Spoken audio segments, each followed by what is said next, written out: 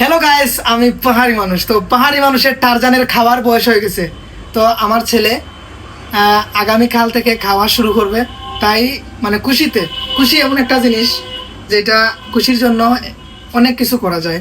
তো আমার ছেলে খাওয়া শিখবে আগামীকাল থেকে। সবাই তার জন্য দোয়া করবেন। এবং এই ফলগুলো আমি ইন্ডিয়াতে গিয়ে আনছি ওর জন্য। এটা একটা খুশির মুহূর্ত, খুশির সময় যে পাহাড়ি মানুষের টারজান খাওয়া শিখতেছে।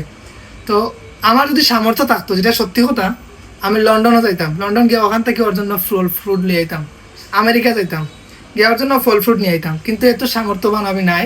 তারপরে অনেক কষ্টে ইন্ডিয়ার ভিসা অফ, মেডিকেল ভিসা করিয়া খুব কষ্টে ইন্ডিয়াতে গেছি। আমার এক বাইরে লইয়া গিয়া এই ফ্রুট লই আইছি ইন্ডিয়া থেকে, খালি আমার ছেলে লাগিয়া। বড় হইলে কোনো এক সময় আমার ছেলে কইব আমার বাবাই যখন আমি খাওয়া শিখছি প্রথম, তখন সময় ইন্ডিয়া থেকে আমার বাবাই ফ্রুট লিয়ে আইছে আমার লাগে।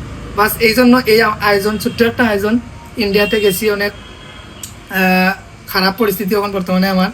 তারপরেও এই সময় আমার ছেলে খানি শিখছে, খানি শিখবো। আগামীকাল থেকে আমার ছেলে খাইব।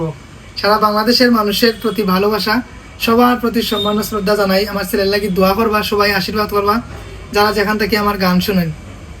কিচ্ছু কইবা তুমি? আমি তো খুব খুশিতে শেষ। শেষ হইতে না, শেষ হইলে আমার পরে খাওয়াইবো কে কালকে?